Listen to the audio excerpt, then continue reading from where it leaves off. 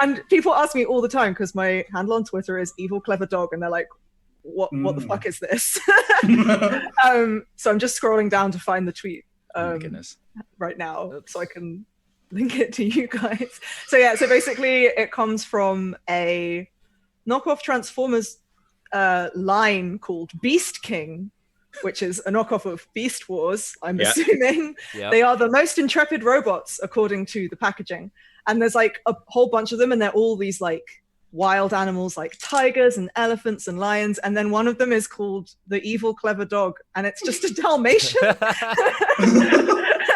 Yo, that's dope. Turns into a robot.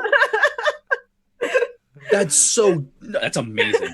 This is my sense of humor. I think that's the funniest thing in the world. Apparently me too, because when I actually saw it, I cackled. Thank you. It's not just me. It gives your team so much flexibility and maneuverability if you just have one evil, clever dog. The options now are like limitless.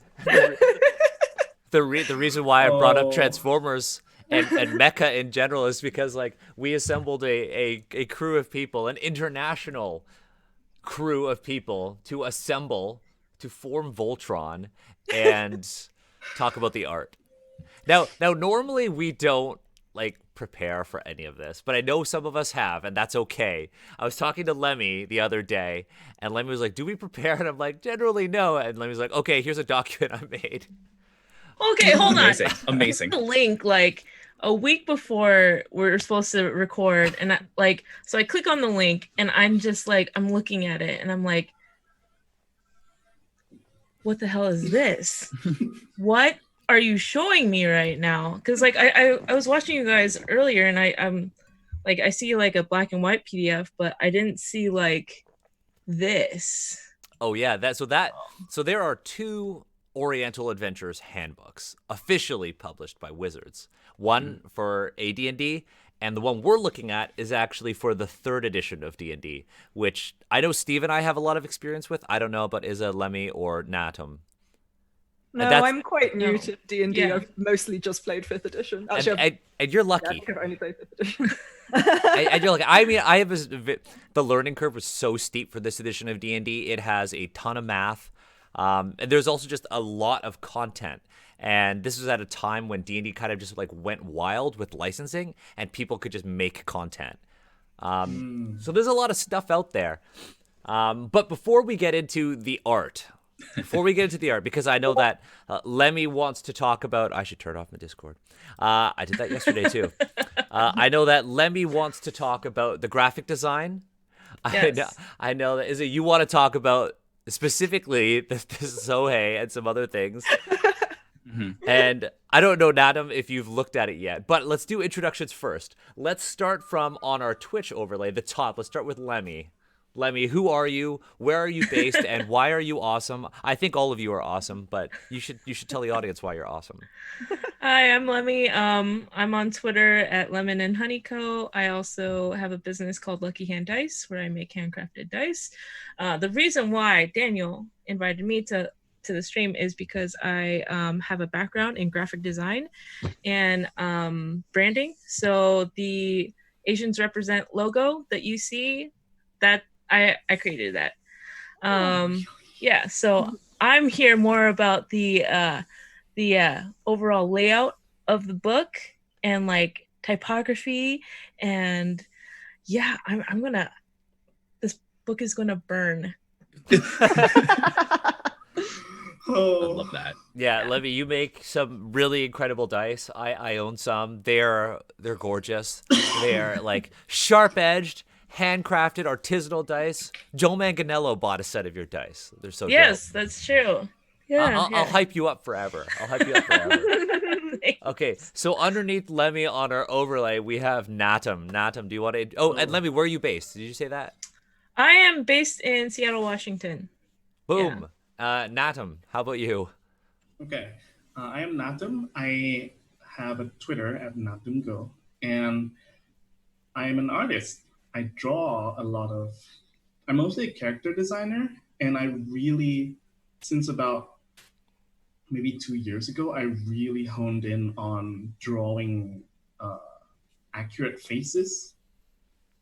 among other things. And that might be my focus on the discussion today, just the faces. I will, yeah. I don't want to repeat the same thing, but I will burn this book if the faces aren't Yeah. And also, I am based in Indonesia.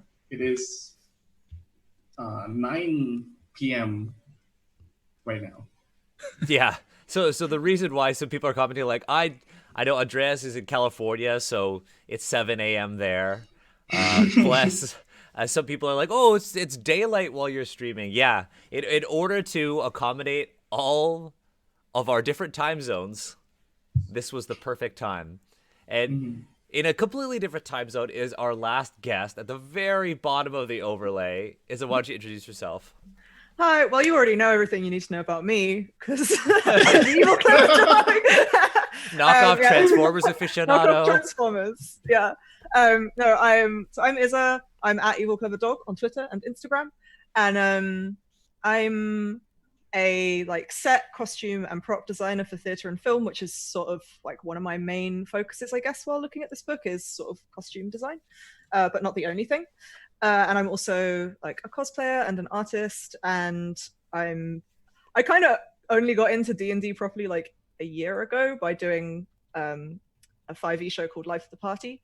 But I've like thrown myself right in at the deep end, and it's an obsession now. So yeah, lots of sort of fresh, just coming into the D&D world opinions on the way race is handled in D&D. Yes. We should actually also do another episode just on cosplay, because I know that's something that Steve really likes too. Like, Steve already linked your Instagram in the chat on our Twitch channel. But still amazing cosplay. A very talented fabricator. Oh my god. I'm like right now I'm very obsessed with Assassin's Creed Odyssey. So your Cassandra cosplay is like A++. Oh, thank you so much. It's yeah, so good. I love that game. I love her. Oh, I made the cosplay before the game was even released. Oh, really? Yeah, I started making it like after the E3 announcement. Oh, that's awesome. Like, I wasn't sure how much we could gush on this. Yes, Steve, like gush. your costumes. So oh my God. I want to call out your Ms. Marvel, and here's why. Oh. It is like a very simple costume design, but the execution on it is just like mwah. So like people don't see it, but the way it fits and like the way it's like made and put together, it's like so simple and clean. Whereas like a lot of people would have like these tiny little like it's like good enough, but you took it like the extra mile. Like that shows like. Thank you so much. And your Aloy. Don't forget the Aloy one. Oh, another great game of mine. Yeah. I only have one problem with Horizon Zero Dawn. I only have one problem with that game. Which is the item economy plateaus halfway through the game, and then you don't need any new gear once you hit halfway through the story. That's the only part that gets boring to me. That ending though, ooh, A+ ending. Oh, I love that game so much. Okay, so let's get into it. If you are following along, and we're not just going to actually look at the book. I have a copy of the book in front of me. I have the PDF on screen, but I also have two websites. So D&D does this thing. I don't know if they do it anymore, but in 3rd edition, and I think 4th, they actually kept website archives of art from their publications. And it was also like a blog and everything like that. So I actually found 2 archived pages of Oriental Adventures art that we can latch onto if we'd like, because the art is quite high quality, not in terms of what it represents, but in terms of resolution. Like pixel resolution. Oh, anyways, if you want to get access to those links, they are in our Discord in the video links tab. Steve is going to post our Discord in the chat. You could also probably search Oriental Adventures archive. I'm also just going to throw the links in the chat. Why don't I just do that too? So if you'd like to follow along, please do so at those 2 links. Oriental Adventures is available for download on legitimate sites if you want to do that. And that's what we did. So let's get into the book. I think the best thing to start with is obviously that font. Yeah. So we have like our standard like 3rd edition D&D logo. That's what we have there. A sword that never made sense to me. The collective hilt of that sword never made sense to me as a kid. But I think, and Lemmy would agree, perhaps the most egregious part of this book is that wonton font. Don't get me wait, you have to get me started because we have to talk about this. It's your thing. It's your thing. Go. Yeah. Okay. So are we starting with the cover? Then, yeah, we're gonna start with the cover. Okay. So also because this texture, that stitched texture, it made it. Yeah, they tried real hard to make that into something, huh? But there's one other thing about it. If you just scroll down slightly on the stream, there's only one name on the cover, and it's James Wyatt. Just throwing that out there. Yeah. Okay. So. God damn. Let it out. There's no reason to just like, mince your feelings here. Be whatever you want to be right now. All right. So doing a little bit of research on who the artists are, who's putting this book together, and the aesthetic of it, found out that only one person is Asian. And he did the cover of the book, the art that you see on the cover. Now, I'm not going to put like the full blame on the artist because like it's about the art director. Like the artist has to do whatever they're told to do. So, I'm going to go easy on that person, but the font. Okay. All right. Let me just go into some of this graphic design background stuff. The purpose of graphic design is to communicate effectively in a visual manner. So this whole downward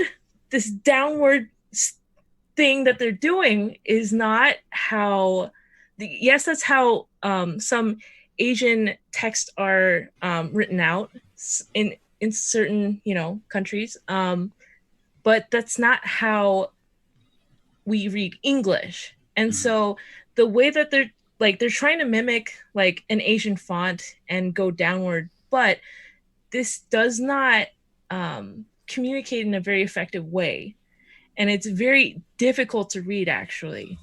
And they continue to put this font inside the book, and if you just like keep on scrolling, you see it as like part of the like it says contents and stuff like that. The section markers, the headers all use this same font. Okay. And they continue to do this downward read, which is not effective as part of graphic design. Now part of the layout you see like this section marker, and there's like this kind of like weird like portion. The vertical bars on the like this like on the beige. introduction. Oh, the beige thing, because they're just trying to show this ancient paper, but that doesn't. That looks more like papyrus. Yeah, it's like okay, so like you got like this papyrus, and they're trying to have like this fake paper, and then you keep on scrolling, and you got the section marker with like this kind of long strip of I don't know like screen? Wood. It looks like a wood screen, like a paper wall. Yeah. So I'm sorry. I'm so angry right now. This is making me mad. Well, first of all, anyone, if you just look at the E, Steve brought this up in the chat. If you look at the E, that looks oddly similar to how you write the number 3 in Chinese. Yeah. Yep. Yeah. No, okay, so let me just so if you go to page 5, let's talk about this. You see introduction at the top, And if you keep on scrolling down and you look at the other sections, you actually notice that this is aligned to the right. Okay. And then Legend of the Five Rings on the bottom in red, Yeah. that's aligned to the left. Oh yeah. So Yeah, they alternate what, like, each page alternates what side the caption is on. well, like honestly, like introduction is so large that it could pass as like whatever. But then if you keep on scrolling and you look at like the next page, character creation basics, you see that it's aligned to the right and everything is aligned to the left underneath that. So there's no consistency in what they're doing. As well as like if you just look at the page layout itself, the page number is ridiculously large. Like there's no need for that. Very large. So what this tells me, like overall as a page, that they wanted to stick with an aesthetic more than being practical. And there is a certain reasoning for size that that there's a hierarchy in size. So having this large ass number with this large ass background being so much bigger than the content, it tells me that they have no idea what they're doing in terms of aesthetic. I never thought about that with the alignment. I just never noticed because I'm like, oh, this is just bad. I think with the page numbers, what they wanted to do was make it look like a Chinese stamp or a seal. I think it looks kind of like a stamp, but it's like, why? And I think to tie it back, we talked about it yesterday a little bit. The AD&D book is awful to read. It's written terribly, and the design of it is garbage. But the effect of it is that it essentially makes it impossible to read if you don't already buy into like what you're already reading. So just like putting in these layers of like hurdles that a reader has to go through to really engage with your text, it basically just says like this game isn't for you. Unless you, of course, already have bought into the idea of being in the Orient. Yeah. Also, they just wanted to stick with their aesthetics so much that the whole section part is so large. Like, they scrunched down the font. They like made the font smaller, and there's no breaks whatsoever. So you don't get a rest for your eyes, and like it's too much to actually want to continue to like with this. It's like the AD&D one. It's just like wall of text. I do find that a lot with most D&D books, although I do think the AD&D Oriental Adventures one is particularly egregious, and this also doesn't help its case at all, the 3rd edition one, where like being someone who is dyslexic, I look at a D&D book and I just go, like, no, thank you. Like, someone needs to make these books who understands like how to lay out a book so that it is inviting and friendly to read, not just for dyslexic people, but for everyone, like anyone and everyone. I think they're very like, they're just very difficult to actually want to read because they seem very standoffish in the way they've been like laid out, what texts have been chosen, what fonts have been chosen, stuff like that. I might have a solution for you, but I haven't tested it yet. So I'm going to test it, and then I'll just message you privately and tell you if I might have a solution for you. A free one. What a leading thing to say. Well, because I don't know if it works. I don't know if it works, Steve. Can you give us like a little like okay, fine, taste? fine. So I know that almost none of you use this browser, but Microsoft Edge. Okay. I regret I asked. That's why he didn't want to say. That's why I didn't want to say, Steve. You should have led with that. It has a tool called Immersive Reader that is designed for dyslexia. And it actually removes all of the images and then lets you actually highlight line by line and read as you'd like. And it literally will like gray out the rest of the text as you read line by line. Oh, that's really interesting. But I don't know if it works on D&D Beyond, which is why I didn't want to bring it up. Steve. That does sound pretty dope. So I'm sure It can I'm sure, both like, be there's sorry, go ahead, go. extensions. Yeah, I'm sure. There's also extension for like Chrome or whatever that also does that. Yeah, there are a ton of tools like that. There are like ways around it. D&D Beyond definitely helps. Yep. But anyway, sorry, we're getting so off topic. One thing I wanted to say, and I know this connects to the art, I mean, this will lead into every aspect of what we talk about over the next hour and a half, 2 hours. If you go to page, 5 of the book, if you're following along, you go to page 5. Underneath introduction, it says, "The mysterious and exotic Orient, land of spices and warlords, has at last opened her gates to the west." Oh, interesting. Wow, a female pronoun used in Oriental Adventures. Shocking. She has opened her gates to the west. That is yeah. Cringe. So Cringe, let's keep that in mind when we go and look at the art, because this is not the stream where we're going to shit on the text. We're going to eventually do that, but this is the stream where we shit on the art. Oh boy. Well, if you want to scroll down to page 7. Okay. Yeah, and the they faces. They use this. There's like this style where there's like like the paper screen doors. Yeah. Let me see if I have a. They use that for like each chapter, and there's no fucking purpose to using that. And it's also completely uneven, like the way it's laid out on the page. The top chunk is bigger than the bottom and the side chunks, and it's just a mess. And the whole looking at the art on that page of the faces that have been drawn. Not only that, maybe I'm reading into it too much, but sorry. No, please.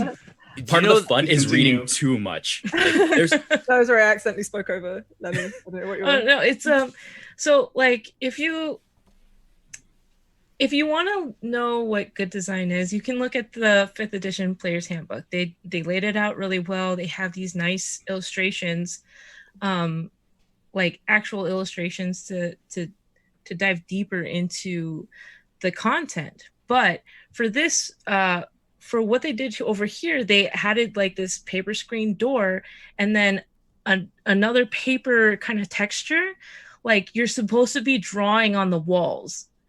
And then not only that, not only do we not get a full illustration, we get like sketches, and they go into behind the text. So not only is it not like we're not getting an illustration, it's the people don't matter because it's the text and the rules that matter. I think even if you look closely, because unfortunately the text on this PDF and every PDF that I found online, purchased online, has high quality text, but the art isn't. But it does say racial study chart. That's what I was about to say. Maybe I'm reading into it too much, see. given D&D's use of the word race. But this literally reminds me of those illustrations of like the races of man found in very old anatomy books and stuff. That I actually have one. Wait. Okay. No way. Oh. What? Yeah, this makes me think of like old anthropological texts where they're like, this is the Mongoloid, and I literally I have. hate that. Okay, so my dad bought me this book. Clearly didn't actually look through it, because there's a page that is literally that. The 5 races of man. He bought me this when I was like 13, like ages ago. But so like when I looked at that page, when I was looking through the PDF, that was the first thing I thought of, was pages like that in anatomical books. And not all for art, some of them are scientific as well. Yeah. Which is Natum, I want to know what you think of this art, because I mean you are faces. So just the art. If I cover this racial study chart text, looking just at the faces, I would say they're not terrible. They're not caricature-ish. Compared to like the Sohei later. Yeah. But we won't jump to that. But we're gonna get to that. I'm not super irked by these, because they don't, how do I say this? Well, they don't communicate any stereotypes. I don't know what the middle one is. The only one that Yeah, I don't know. the only one that kind of bothers me, the only thing that bothers me, and perhaps I am reading too much into this, but if you see the one on the left, The male face. the one that's like, I guess I think that's supposed to be the Korobokuro, because if so, you look yes. at the next page, it's got a very similar. So we can even go to the next page. It even looks like that. Oh yeah. They have done they've done a they haven't done a lot of work to kind of rectify what they did with the Korobokuro in the AD&D one, because that's one of the ancestries that Steve and I we kind of got stuck on, just because it was so problematic. It was like, oh yeah, they're basically Asian halflings, but they're conniving and evil. Yep. And also hairy. And the way dark they skinned. Yep. yeah. And then And so have like the low brow and everything. It's just yeah, and so this pose, the facial expression, the way that the hair is just all over the place, the unkept beard, the mustache, like I don't Yeah. like that. yeah, that was the one that jumped out at me the most as kind of being uncomfortable. And I don't know what. Yeah, The context definitely makes it bad. If it was on its own, if it was just imagine if this picture of the face on the left was just like, oh, this is a blacksmith NPC and then nothing else. Like then you don't really think like, oh, they're purposely making him look bad. He's just like that. That would be fine to me. But the fact that this represents an entire group of people and then paints all of them to be like this and basically indirectly attaches all these negative connotations via this face, that's what makes it problematic, I think. yeah. There's a lack of context, Mm-hmm. and I think that does more harm than really any good.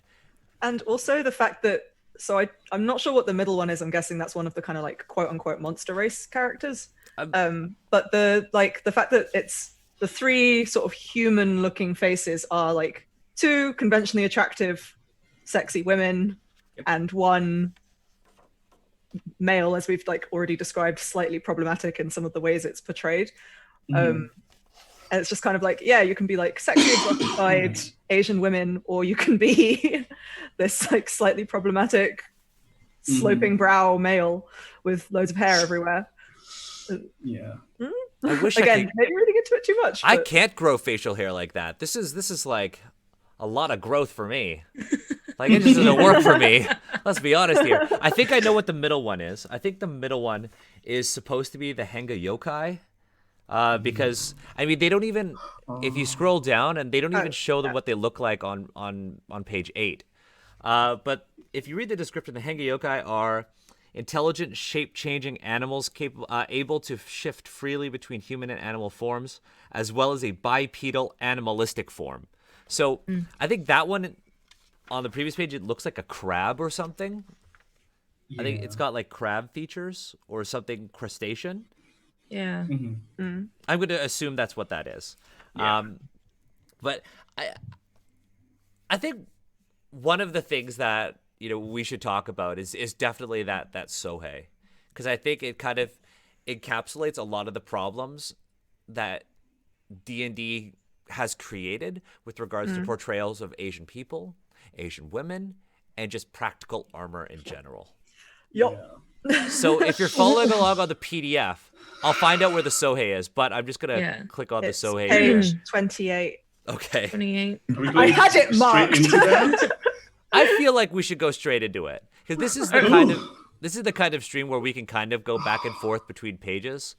There are some that I think were like genuinely like not bad, like the Vanara. I don't think it wasn't that bad. But again, like South Asia is not my area of expertise. So yeah, if you're on page 28, that's the Sohei. I've also just pulled it up from the D&D archive in a more high quality version. I'm assuming higher quality resolution. Resolution. Yeah. Resolution. Pixels. Now, okay. Yeah. One thing I do want to point out: if you look at that art on page 28, and I think it's saved in the book too. Yes, it's just harder to see. If you look at the PDF or you look at the website, you'll see that there is a little signature. Memora. Mm-hmm. Mm-hmm. We did point out that there was one Asian artist on this project. Yeah. So that Asian artist did this piece. So I just want to point that out before we get into it. And I don't think we should pull punches, but I do think that should be mentioned. But yeah, like I think Lemmy mentioned earlier, like also have to remember that whatever art they put forward would have been like partially designed by committee and overseen and altered and stuff. So it's not necessarily only their input as well. Yeah. But that shouldn't like take away any blame from the fact that they did this. The fact that they did that. Yeah. they did this.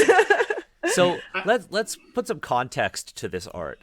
Sohei are warrior monks, religious soldiers who protect large monasteries.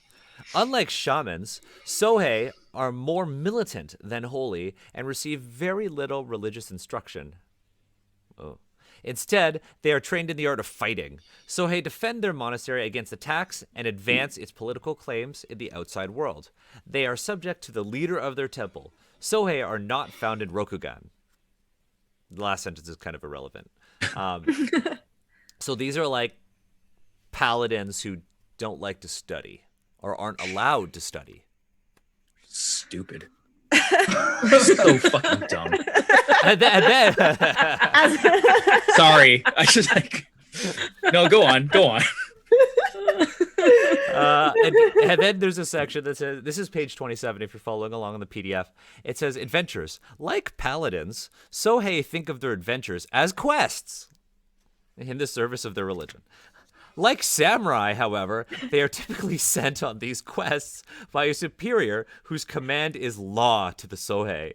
Sohei are often charged with defending their temples in times of conflict, but they can also expect to strike against enemy temples, monks, or shamans, to hunt down evil monsters terrorizing the countryside, or to recover a relic that is sacred to their order.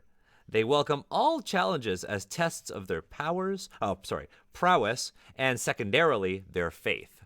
I don't know why they're really clinging to the fact that faith isn't the priority to the Sohei. They keep saying it over and over again. I feel like it's just because they want it so bad to make it so that Sohei are paladins but Asian. Yeah, that they're making all this correlation, but making it but like this but different, like this but different. And that's I don't know much about the actual, like real life Sohei from Japan, but I don't think you can just compare them with the European idea of a paladin and like make these changes, and then it becomes the concept of Sohei. I think it stems from something very different to begin with. And so whatever they're trying to explain here just fails. Well, the text is just that classic example of Orientalism. It's framing the East in a way that the West can understand. If you're looking for that kind of context, if you just Google Sohei, you'll see the first entry should be Wikipedia, which talks about Buddhist monks. And what I like about that page is that it shows like a tapestry of someone from Japan at the time period who like illustrated what they perceived. And like the contrast there is not one-to-one with the picture here. Certainly isn't. I mean, yeah, it's just this entire design kind of, there was a reason I really zoned in on this one and wanted to talk about this one. And it kind of just encapsulates a lot of the things I hate about designing fantasy armor for women, designing fantasy clothing for people of color from cultures other than the culture that's like producing the content.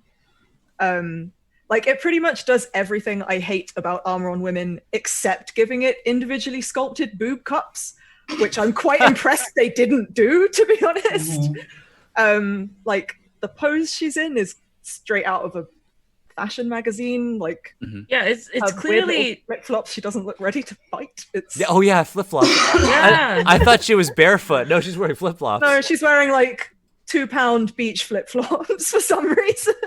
She's heading off to the beach. This is what's going on. Yeah. It's like, oh, beach Yeah. day. It's her bikini armor for the beach. Yeah. And it's not a helmet; it's an iron hat. Yeah, what is that? That looks like a squid or a crab or something. It looks like Katra's helmet from She-Ra. It has like little tiny cat ears at the back there. Oh god! It looks like I'm not gonna It's a lie. very odd looking piece of clothing. And like, yeah, look at the leg armor. Like, is that meant to look as though it's made out of kind of like strips of wood or bamboo or something? It's actually really interesting because that leg armor appears in later pages. The next page, very similar armor is on the sorcerer, except it's made of bone. Yes, all I was made actually of going to bring bone. that up as well. We'll go there next. We'll go there next. But yeah, and Can we Sorry, go ahead, Lemmy. Go ahead. can we also talk about how this image is in the middle of the page surrounded by text and Yes. how like most like if you go through most of the go through this book, most of the images are like in this like smack dab in the middle of the page, and then you have to read around the image, and it becomes very difficult to keep focus on the information. And That's very much a third edition D&D thing. They loved to do that in all of the books. Like the text flows around the illustrations. Sometimes they don't, but it's a pretty common thing. It's still bad. It was bad then. It's Still bad. yeah, Not to Yeah, defend and it, but it's still bad. Yeah, and scrolling down a little bit, like they seem to do that with the next couple of characters as well. Yeah. Oh no. I think what they're trying to do is that the book is supposed to be two things. One, like a textbook. That's why the text is so hard to read, but also kind of like a journal, which is why they have like sketches and things like that. It's supposed to be like, oh, the author of this book, this tome, like drew it first, then wrote words on the sides, which is still stupid. No one writes in a journal like that. Yeah. But Yeah, like, they've even tried to make the wording fit around where her pole arm like extends out of the image. yeah. Can I Ugh. just Please go. Yes. Go. can I just zoom in on the face? Yes. Let's zoom in on the face. Give me 1 second because I don't want this thing to mess with the overlay. I'm going to take that. There we go. Let's zoom in on the face. Okay. So, is this an alien? Oh, I just noticed her hair. It just looks like one piece. Yeah, her hair looks. But I feel So like that's like a confused by the style hat. thing, so I don't want to. Yeah, and like her face, her neck, like. I mean, let's focus on the face. What is her face? It does look Here's what I. very much like a sort of stereotypical. Yeah. She's like Really- puckering. She's like, that model face. Yeah. The thing that I notice a lot with, especially Western European American people drawing Asian faces is that they like to draw.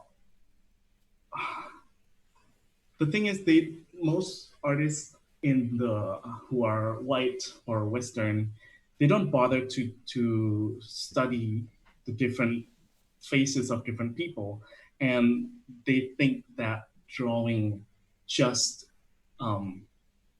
like white person face with different features is gonna make, for example, Asian characters. But this is not the case. This is very not the case. And when you do that, we come up with a lot of this, like just people looking like aliens because they're mostly white looking, but then the eyes are strangely shaped and also strangely located in the face. And there's no, what's the word? They seem There's a no little high. attention. Yeah, eyes there's seem no a little attention high on being the put face. to Yeah, and uneven. yeah, and there's no attention being put into how the lower lid works for Asian people because it's very different from what white people have. There's no attention being put into how the upper lids work. There's no attention being put to, well, just about anything. They think they can make a face and then give it like slanted eyes, higher eyebrows, small lips, question mark, and then the cheekbone things, and then it becomes Asian. Yeah. Mm-hmm. It's just not the case. Let's just take like some Asian features and then stick them on like a strange face. Let's let's take Asian eyes. We'll take these like really narrow lips. We'll take these like really insane cheekbones. It'll just like throw them on a face, and we'll call it Asian. Yeah. Steve, the point you made in the chat is actually something that maybe we should bring up. Mm-hmm. Yeah. So we're talking about, we're surprised like there's no boob plate, because obviously like if you have a woman in armor in fantasy, you definitely want to have like boob plate because sexy, right? If you can't get horny off your player's handbook, what's the point? And I don't know.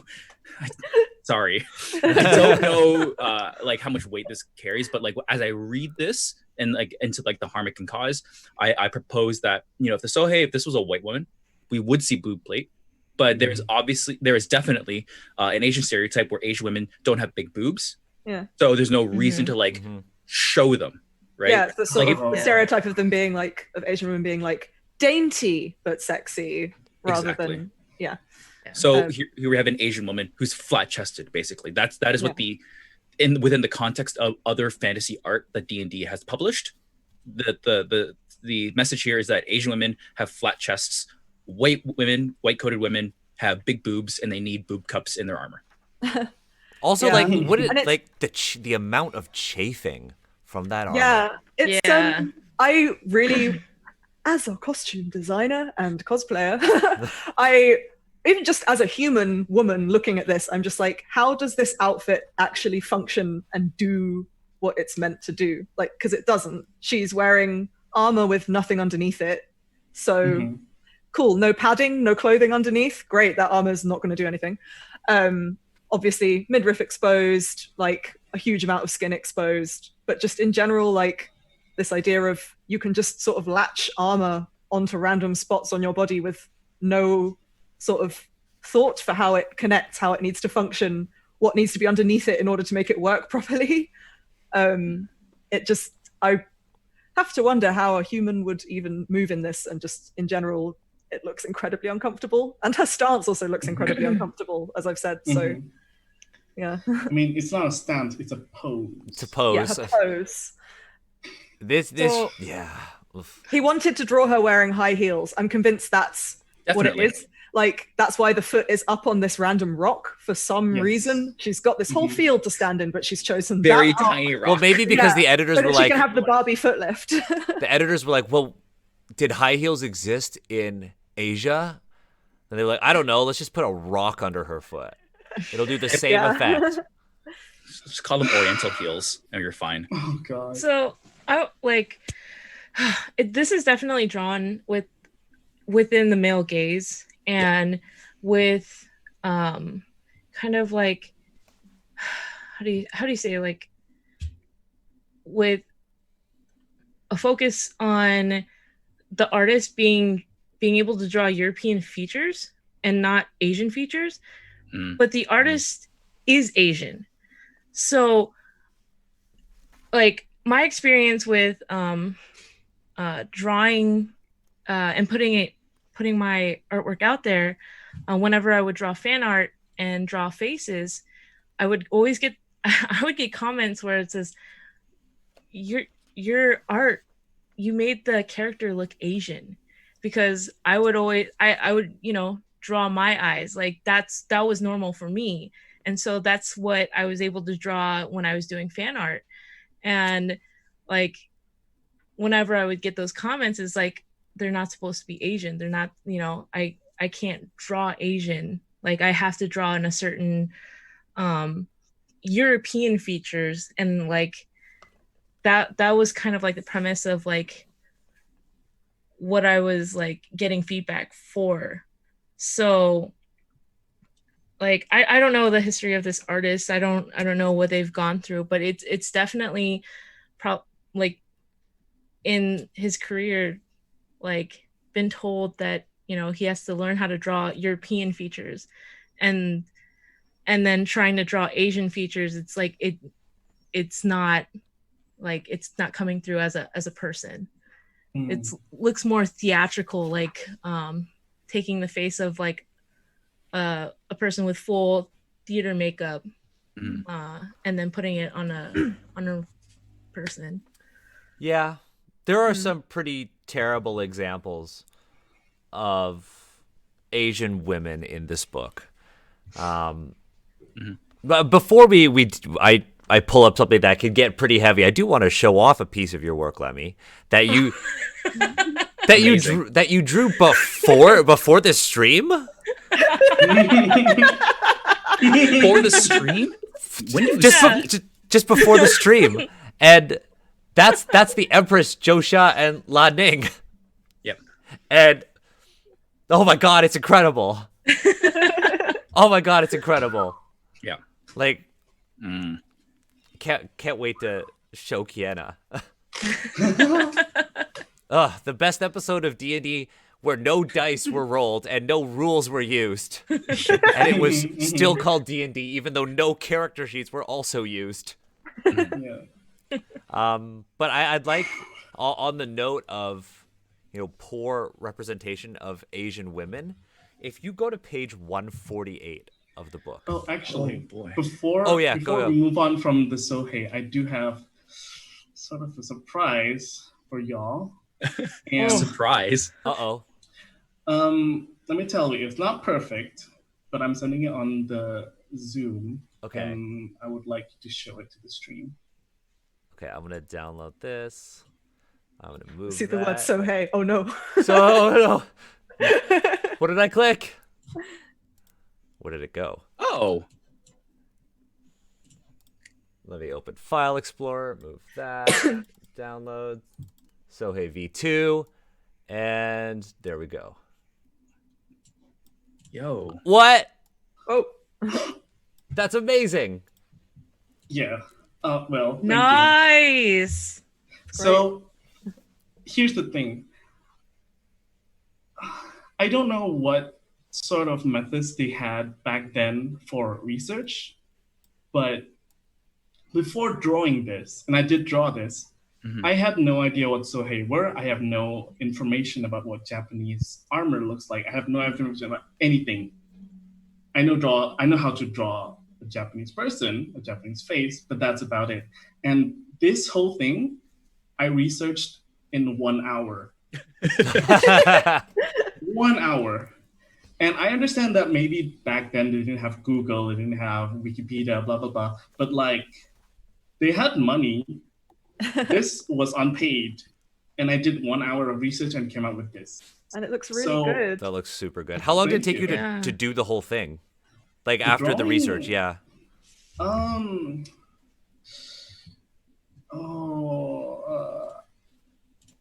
Maybe 2 hours or less. Wow. That's amazing. Yeah. Thank you. And your character has so much more like personality and intrigue to me than this like really uncomfortable looking unfortunate woman in this book. And here's the thing, I used the same pose. Yeah, I was about to say. I used the same pose, I used the same general, you know, holding the naginata. I have the flip-flops, but it's I think it's the Zori. Yeah, there's an actual shoe. Yeah. Yeah. The what's it called? Like the shin armor is a thing, but it's not like that. It's much more refined than that. It's always, from the art and the photos that I've seen, it's always tied with like a little bow on the front, etc., etc. These are little details that I was able to glean within 1 hour of research. And I just don't understand how whoever this artist is Like, how did you fail so hard? How did you fail so hard? Yeah, I mean there are so many fails.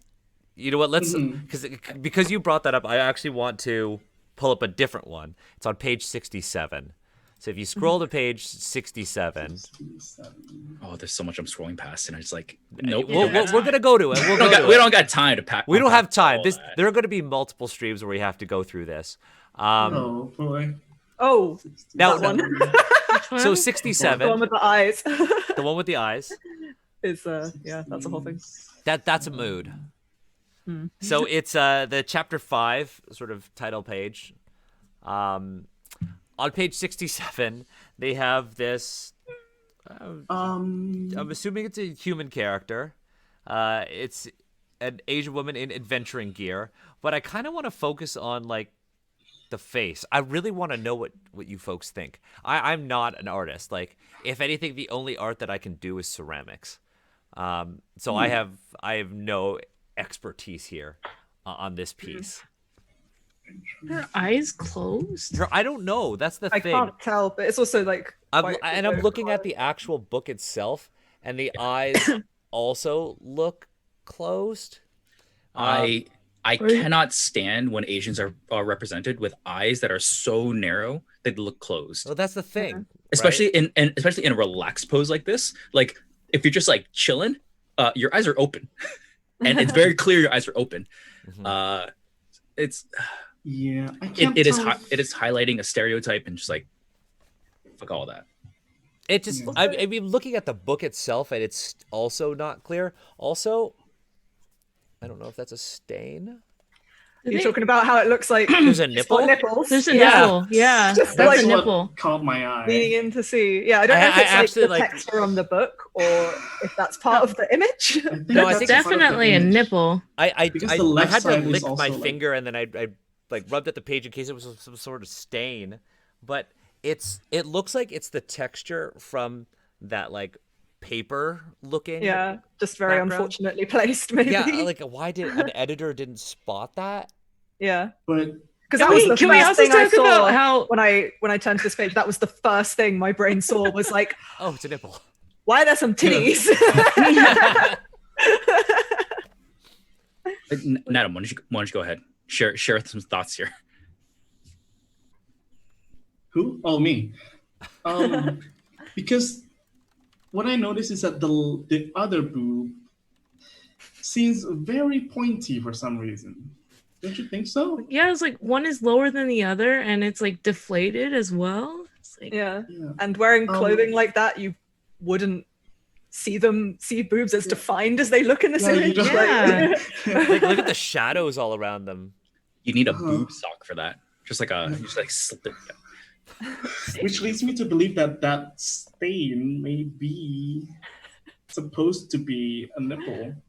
It's maybe their subtle attempt to be like, hey, we put a nipple Like, in a D&D. Yeah, again, like I'm not gonna buy the book unless I can get horny from it. So like, Yeah, Oh. that's true. There was actually, I do remember seeing an example of actual boob armor in the book, but I cannot remember where it was. Well, It was there on a is- page- It's in the- There is an example of actual boob in the book. Oh yeah, Oh, cool. I remember that one too. It's the other one I was gonna bring our attention to. It's one on page 148. I went a little. Oh yeah. Oh. On page 148, it's the bog hag. Now, the bog hag, if you read the description, they are hideous creatures draped in the pleasing skin of a familiar companion. Bog hags are vile shape changers that prey on humans. Yeah. It doesn't say anything about them. They thrive by stealing the skin of human victims, wearing the skin as a suit, altering its shape to match, and even masquerading as the victim for short stretches of time. It doesn't say anything about them having to be naked. Yeah. But then how would you know it's a sexy lady? That's true. I think there's like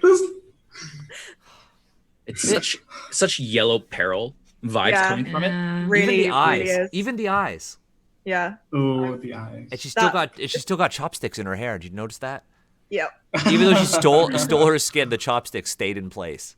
Yeah, there's this image and another one. There's like a couple of faces I picked out as really looking like that kind of like yellow peril propaganda poster type imagery. It's the one of the guy with the snakes coming off his arm because you gotta have snakes. Oh yeah, that one. Oh, which page is that? That's actually trying to on find the. it now. It's actually It's on the named- archive website. Okay.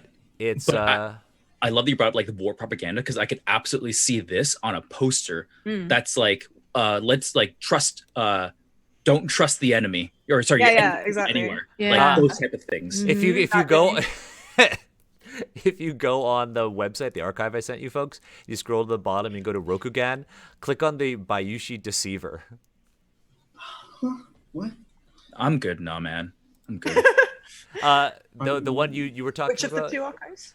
The first link, the first one I sent you, the one that's just like Oriental Adventures. It's the one with the array. It's at the very bottom. I think the one you're talking about with the tattoo and snake is Snake Darts, which is a spell. So I'm gonna find that one. But the Bayushi one, that's a conversation. Yeah. Oh god, I scrolled I past just psychic had duels. it. Hang on. Snake Darts, that's on page 114. That's it, yeah. Yeah. So let's start with that one. That's the The snake cuts the text. yeah.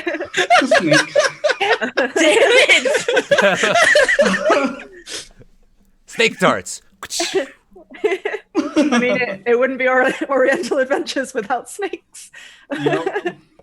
And this weird, again, like, just to me looks like those kind of yellow peril, like propaganda images. It's See, you know what's really funny? You have to have snake tattoos in order to cast the spell. That's terrible. Yep. cool. Oh, the face bothers me so much. Let's get into that face. Let's talk about this face. Tell me about this face. Let's. Wait, which page are we on right now? 114. 114. 114. Let's see if I can. Is that better? Or no, that's not as clear. Ooh, I think that's that classic yellow peril face. Yeah. But with what is that? What is that facial hair? Look at that color. It's it's a Oh, very yeah, odd blonde. decision in general.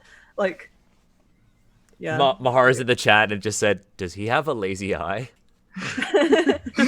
Seems like it. I don't get the face. Oh, The wait, is anatomical it hair structure of it color is- blonde? Yes. Yep. He's blonde. He's blonde. Blonde? Like Seems like it. blondish. Yes. What would you call that? Like a Light beard brown. color. Like It's a like straw blonde. Yeah. Dark Strawberry straw blonde? blonde. Which I mean, like Probably. a lot of people, generally white people, can have like different color facial hair than their actual hair on top because of like the way light interacts with like your hair, and like when it's short versus long. But this is an odd choice. This I get Yeah. like Flash Gordon vibes from this. Yeah, like Mm. is it With- Ming the Merciless or something? Yeah, like The that like character. what is that Yeah. part of the collar? Is that a collar? Because it doesn't. Seems like It might as well be. It might as well be a collar. No, he's got his pop collar. He's still Yeah. let you know that like he's in charge here because his Yeah. tattoos and his pop collar and his cool hat. Also, it's really funny because if you look at the art on the tattoo on his arm, if you look closely, the snake that's coming off of it is really detailed, but the snake that's kind of closer to his elbow is very cartoony. yeah. If you look really close at it, it's almost comical because like they don't match. Like yeah. the level of detail that they put into the face doesn't match the level of detail that's on the tattoo. Do you have to go pick up your snake tattoo when you're done with this?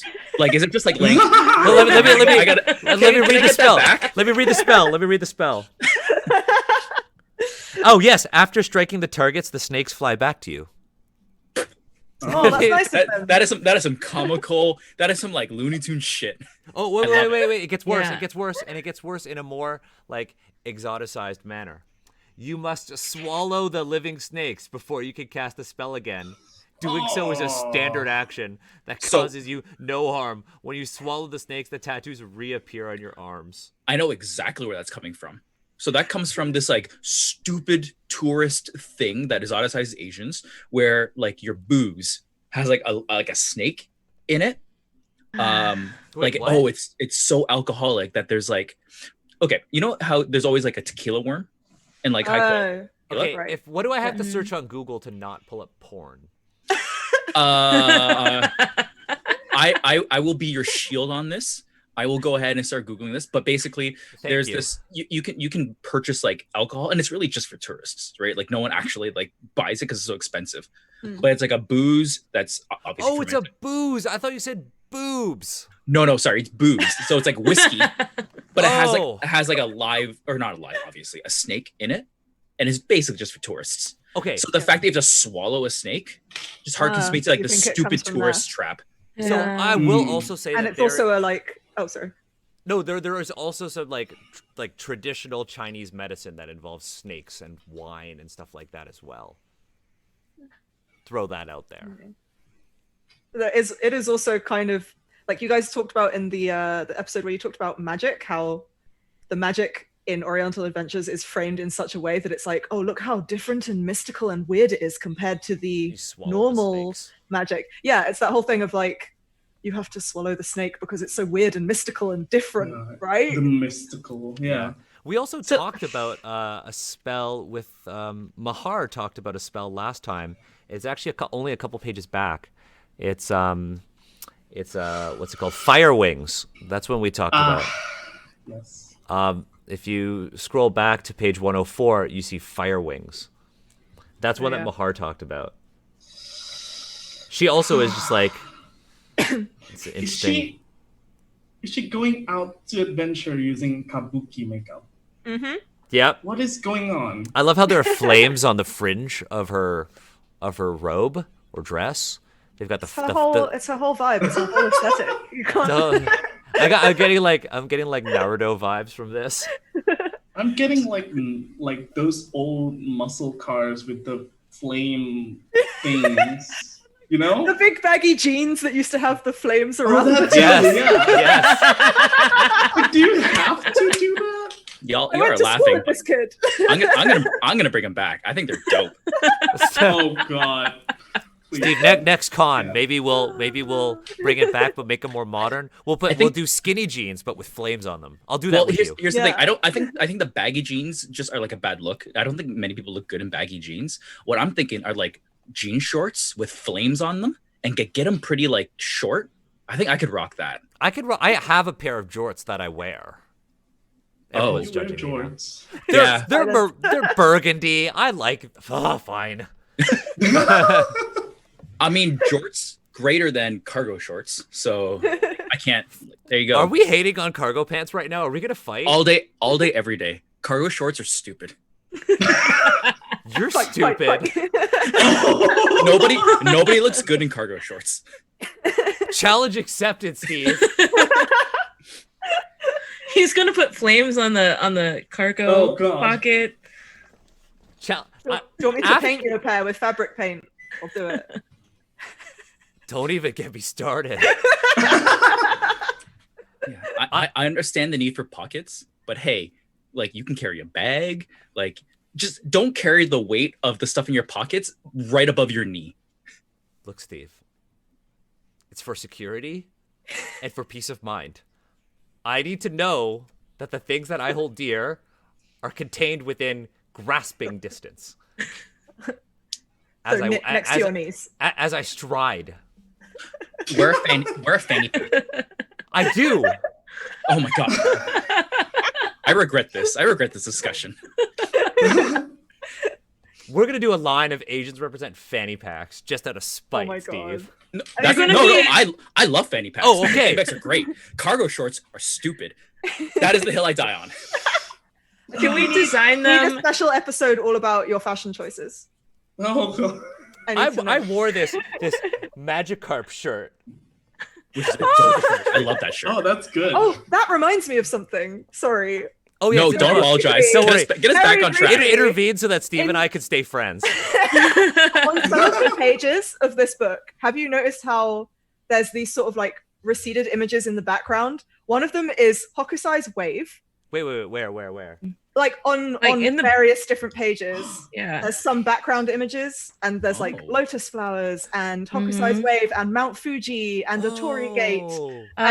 118 is the closest one. There's a 101 has them too. Yeah.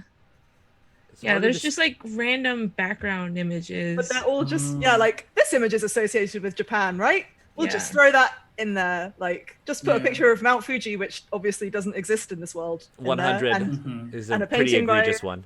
Yeah. A painting by Hokusai, who also doesn't exist in this world. Just throw that in there. Because they don't know how to do fantasy. Because this is basically. Oh no! Yeah. I gotta stop looking ahead. I think we're encountering this a lot with the AD&D Oriental Adventures book, in that it is very much they were attempting to do fantasy, but it just ends up being like a bad history book. It's just a bad history book. Yeah. Yeah, kind of some of the images in it remind me a little bit of you get these sort of like world costume anthologies where all the stuff from Europe is very well documented, and then the stuff from other continents is not so well documented. Like some of the art in here does remind me a lot of that. Like they haven't even bothered to make some of it more fantasy. They've just sort of gone like, yeah, they wear kimonos, right? Yep. Yeah. Yeah, they're just taking it wholesale and there you go. Yeah. Put some fire on it. And one of the Fire things on with this is that they have made it. I mean, this is Rokugan. That's the setting. This is that L5R setting, and it's supposed to be Japan. This is supposed to be Japan. Yeah. And that makes it worse in many ways. Yeah, I can't, like there are sort of some small elements they've brought in from other countries and other parts of Asia, but it is quite obviously heavily based around Japan, which does sort of imply this issue of like homogenization of other cultures. And yeah, just sort of like, yeah, it's all Asia, right? But only talking about one Asian country when Asia is so diverse and rich in many, many cultures, not just Japan. Yeah. It's not good. No. It's not good. There's some interesting pieces that I don't know are necessarily bad, at least from, I think. Can we talk about what page 141? Can we 141. 141. I like this primer to that. That was a good segue. Oh yeah, I saw that and I was like, I hope someone picks this one up. Is this a mirror? It's supposed to be a mirror? It's a magic item. Let's find out what it is. Like a talisman or something? Mempo or of pure. Is it the porcelain mask? Nope, that one's white porcelain mask. No, it's in it the The archive. Mepo it's of pure thought. Oh god, it's an iron face mask. Yeah. The wearer of this iron face mask, usually worn with great armor, can use discern lies as a standard action up to 3 times per day. The wearer wearing a mempo of pure thought cannot also wear a pair of eye lenses or goggles. So Yeah. So like I know for like Korean culture, when you have a mask, it's supposed to be scary. It's supposed to like ward off, spirits and bad spirits. So the mask is of like a monster. It's supposed to scare people off or scares bad things away. But this mask is of a stereotyped. It's a caricature. Yeah, it's a caricature. And look at those eyes. It's like yeah. It's like a lame Buddha. You can't even see through it.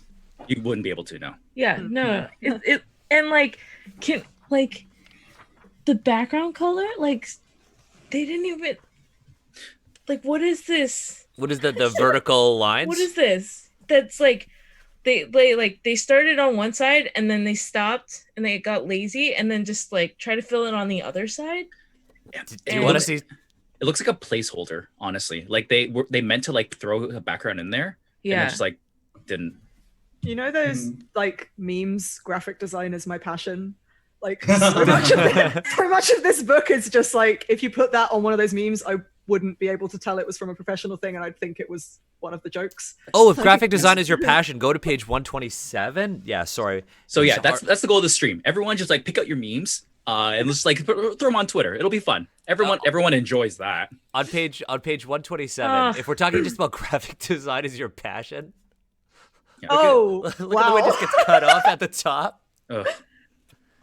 Also, Okay. that's a Chinese sword. Yeah, sorry. I'm gonna quickly go back to that mask because Okay, I talked a little bit about the colonization of magic from Graham Barber POC Gamers like article. That is a perfect example of it because that is a very expensive, because of the level it is, very expensive helmet like face thing that you use to like discern lies. It is a much more expensive, worse version of the Helm of Telepathy. The Helm of Telepathy is a classic D&D like magic item.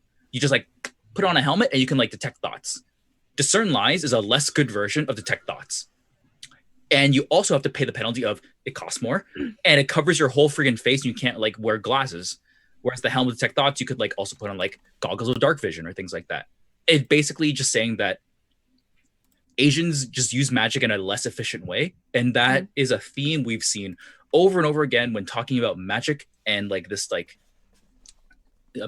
fantasy, basically, power. You're absolutely right. Yeah, and it also kind of links back to that whole the stereotype that we've seen again and again in this book. Well, in the AD&D book, I'm sure it's in 3rd edition as well. The whole thing of like conniving sneakiness, which is obviously a negative stereotype surrounding East Asians, and how like rather than telepathy, you are able to discern lies. It kind of ties into that whole thing to me. It ties into the whole psychic duel thing that we read about yesterday night. What? I haven't watched yesterday's one yet. So. It's not up yet. I haven't posted it yet. Okay. There's a whole section on psychic duels on how 2 samurai walk into a dusty road and they stare at each other, and then one bows and walks away because he's just lost a psychic duel. That's literally what they did. So fucking upset by that. We did 3 pages yesterday. 3 pages. Anyways, we have a shitty sword here. We have which sword? The 127 or? I 127. have another thing to add about the mask. Yeah, let's talk about that mask. I'm still on the mask. The mask is still on the screen. That mask had a lot of shit in it. So if you Google Menpo,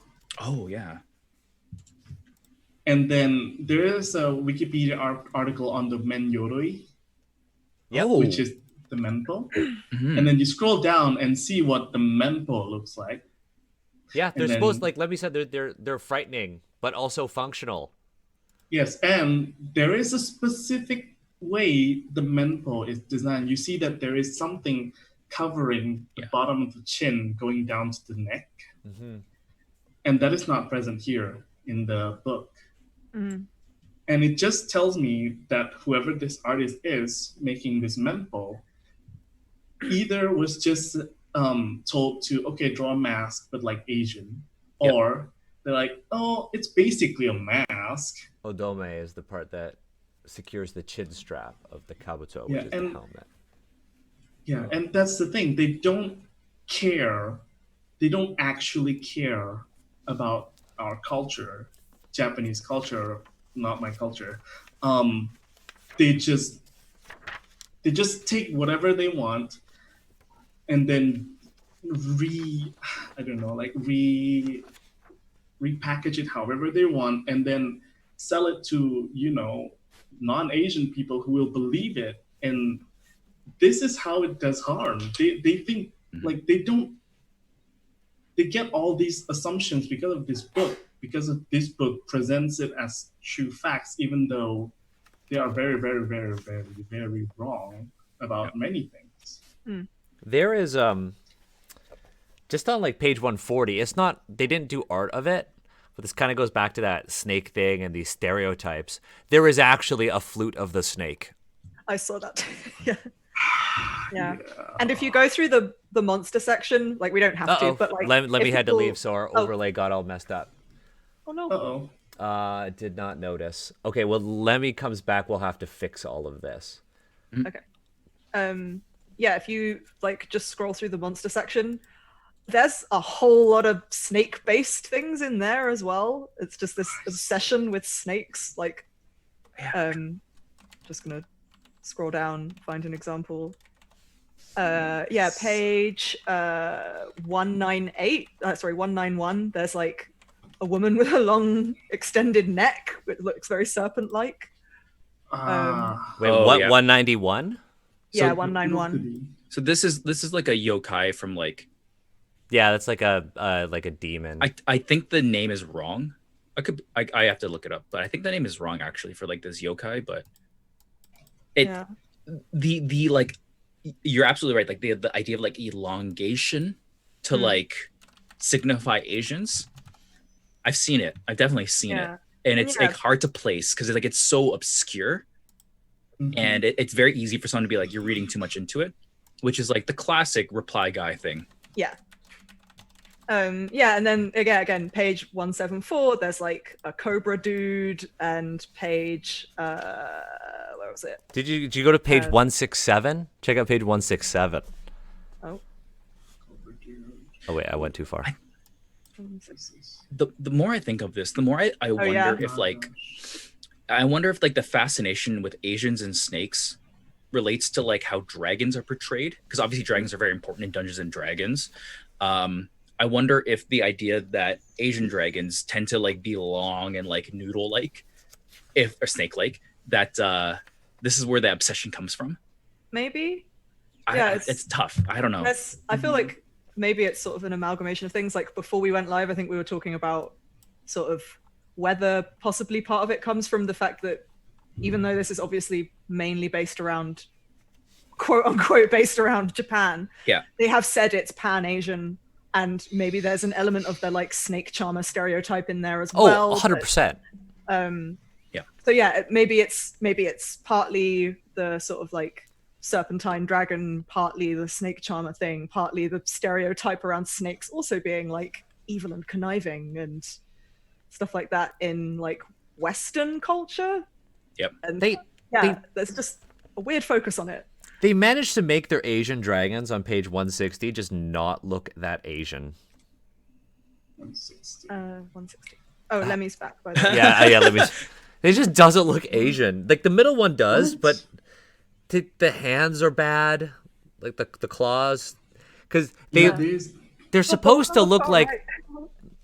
The one on the right. The one on the right. That one a lot right now. Yeah, I love the one on the right. Not because it represents anything really, but like I would take that home. I'd be like, hey, you're coming with me. So looks like an axolotl. Oh my god, it is kind of like an axolotl, which they're so cute. So I searched. What's up with people? Sorry, confused. Oh no, I was just saying I searched Tun Mi Lung on Google, and all I got was D&D stuff. Yep. Yeah. God, the dragon on the left is called Shenlong. I know that name. That's the name of the dragon from Dragon Ball Z. Yep. I know that shit. And they don't look very similar. Shenlong. Yeah. Long, because that's the word for dragon. Yeah. And what's with the people? They always put random apostrophes. Oh, so you know it's fantasy. So you know it's foreign. Yes. You know it's European fantasy when they just throw in a lot of vowels. There are a lot of AEs, things like that. Like, I'm not going to buy your book unless I can get horny off of it, or there's a lot of apostrophes in names. Like Fantasy 101. Steve's criteria just slowly expanding. like the Tianlong. Yeah. No. Well, you know what? That actually harkens back to a lot of the early Anglicization of Asian names in textbooks. You see it a lot. Like if you ever go to like a used bookstore and you find like an Asian history or art book or an archaeology textbook from like the 70s and 80s and even 90s, you'll see a lot of apostrophes in really weird places. This is how Western authors kind of like rationalized the tones in Asian languages. It's very common in scholarship, and you still see it even if you go to museums that haven't. I mean, like, you're in London, so if you go to any museums that haven't updated their texts or their displays, you might actually catch some of these. Okay. Don't go to museums now, though. Don't go to museums now. No. Not right now. Oh, there's. So more snakes, if you want to see it. Oh, Check out no. page 167. First of all, this piece of art is very confusing for me. Yikes. I don't get a lot of it.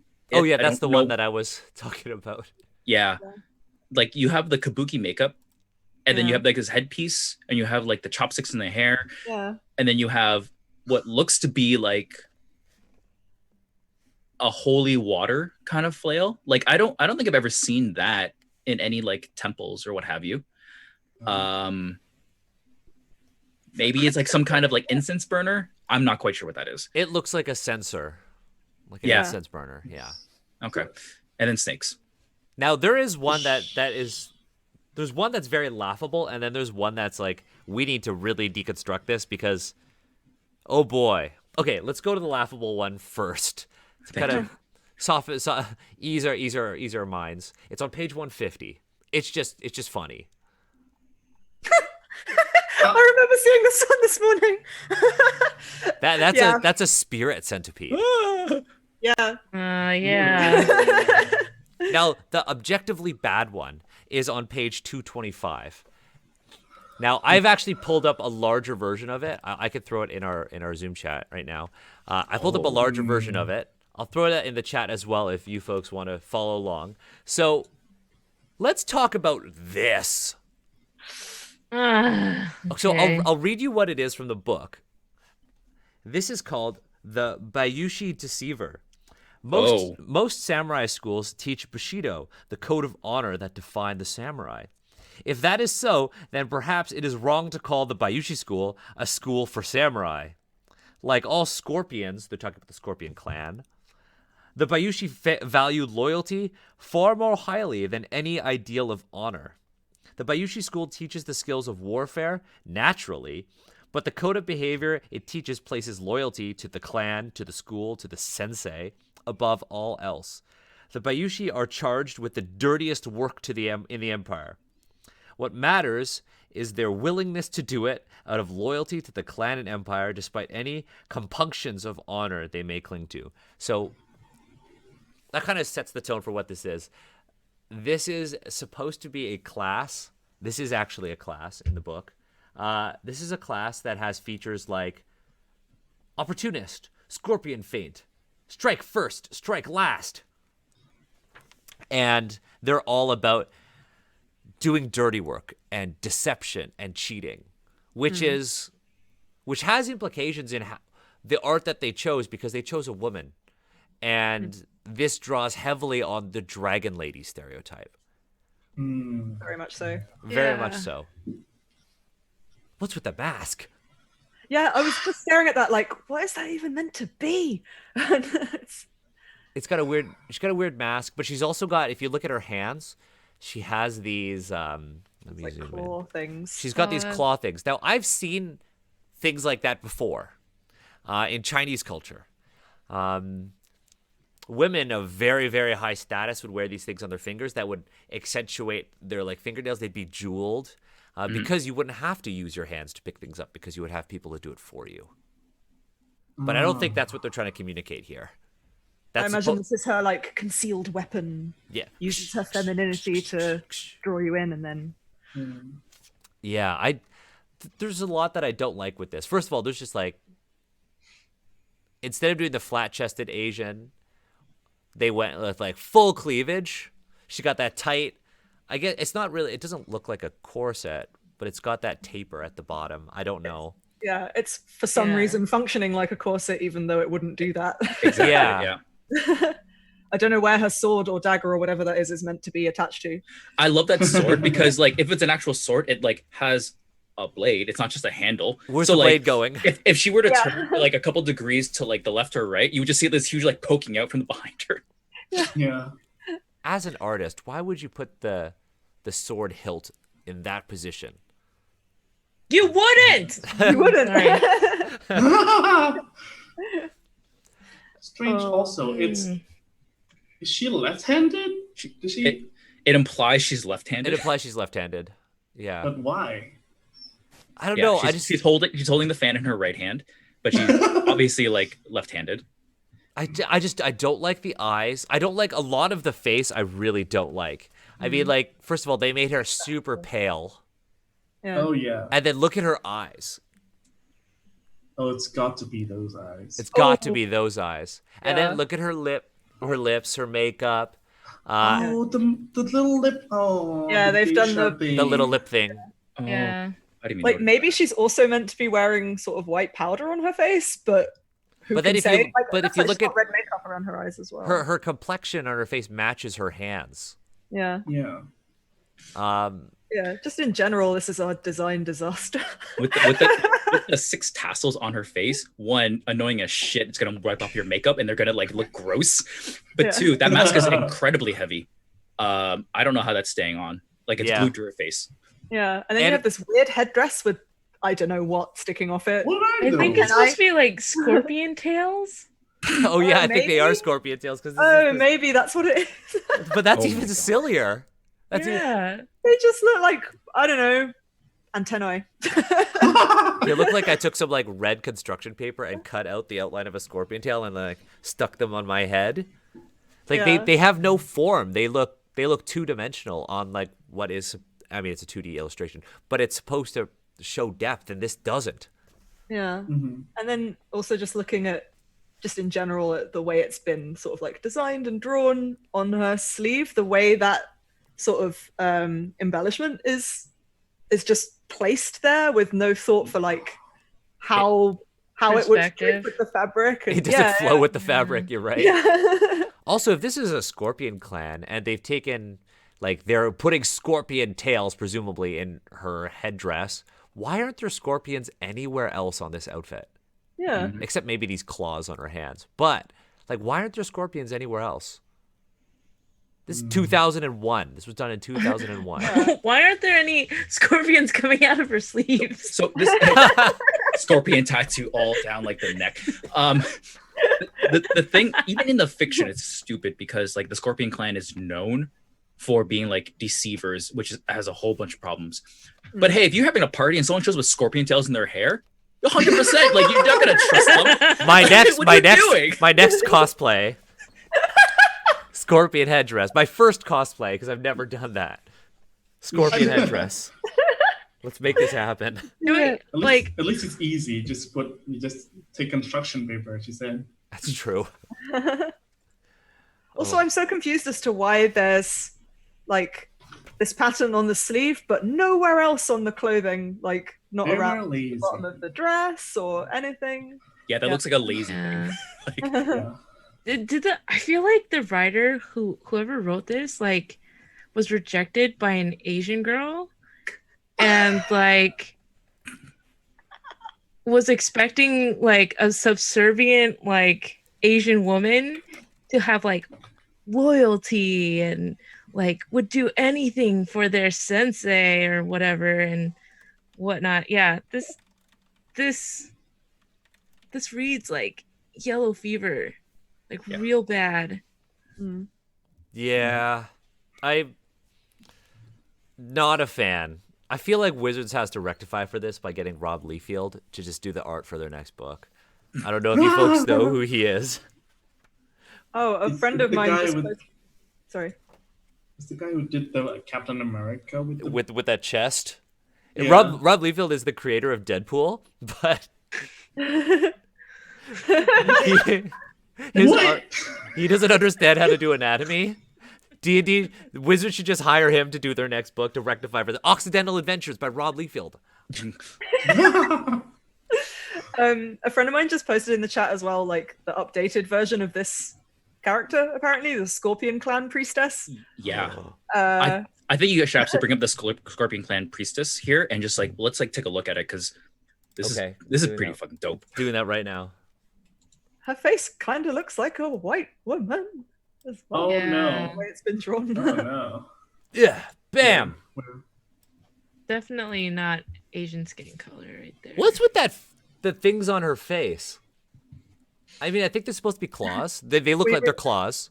Yeah, we wanted them to put more scorpion stuff in, right? So She just has it attached to her face somehow. There's prosade in Fantasy World now. Yeah, and I think this is her right Can you on the link it to header. me?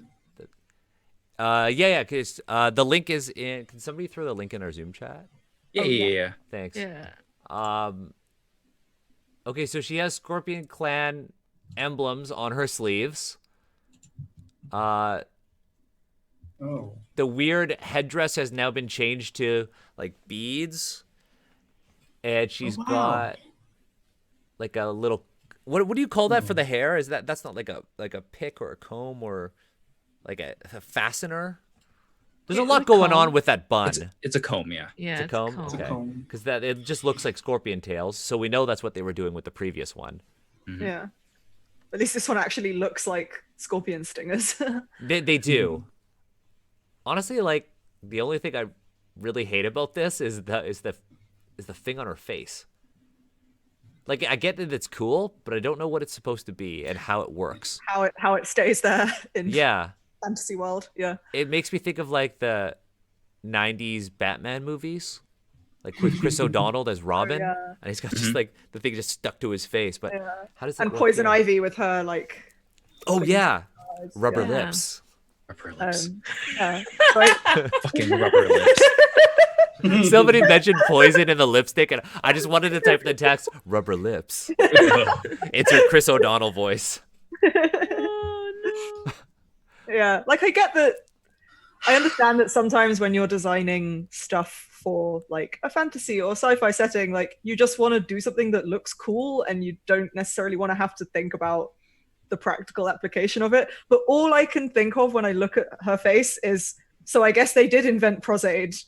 Like, what is that meant to be? Unless it's like she's so scorpion it's growing out of her or something. Oh, if you keep scrolling down, you can see the different iterations of the face mask, and one of them literally looks like a superhero mask. Oh Lord. I love the idea that this woman in her like vanity, she has like a box that's just these two weird things. And someone like looks at it, is like, what is that? She's like, oh, I glue those to my face around my eyes. It's a part of my daily routine. I glue them. I think there's got to be a story where she actually has this superhero mask, and in a fight it got broken, and she's kept the pieces. Yeah. I will say it's better than what we've seen in like the book. I like that she's no longer like the dragon lady type thing. She looks like she's a badass. She looks like she's like very capable of like not just making people horny and then killing them. She looks like she probably has like other skills and things like that. And that's an improvement. My big problem with L5R though, and we brought this up on the podcast, like when we first started, is that L5R is supposed to be Japan, yet there's this like Shaolin monk looking dude. Oh yeah. They still do that. Also the Phoenix Clan Shugenja. I know this is supposed to be Japanese and it's supposed to be like fantasy Japan. Does that care? Well, how does that? What do you folks think of that character? She doesn't look very Asian to me. It's supposed to look East Asian because this is like a I mean, feudal Japan. a lot of the faces here look quite Yeah. white to me, Yeah. or The European. Scorpion Clan priestess is very white. Yeah. Mm-hmm. So the Yeah. artist here is Darren Tan, who looks like he is from Singapore. It's very interesting. The Yeah. faces But do look again, white.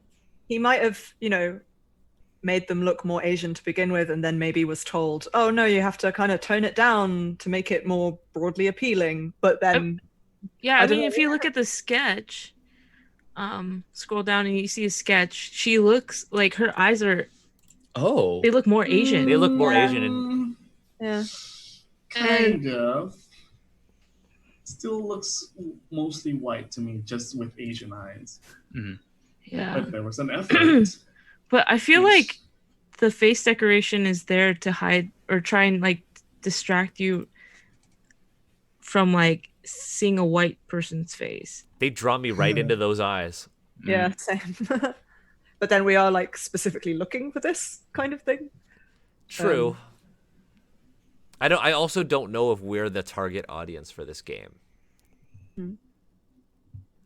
But yeah, my first thought when I looked at her was, "Wow, that is a white woman's face Yeah. with like an Asian hairstyle. Yeah. What I like the to do outfit is I better. just Sorry, Yeah. Natum, what were you saying? what I like to do when seeing these kind of arts is take my finger, cover the Asian eyes, and then see if it's a white woman behind. That's what I always do. That's a I've done it tip. for If you want to how do I say this? If you want to see through the illusion, just do that. Because most of the time when artists, especially non-Asian artists, draw Asian faces, they just draw the face that they know.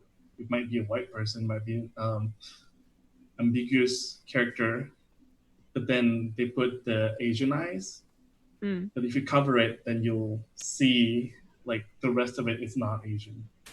Yeah, That's a good tip. This is true for the first time I noticed this is in the game Soma.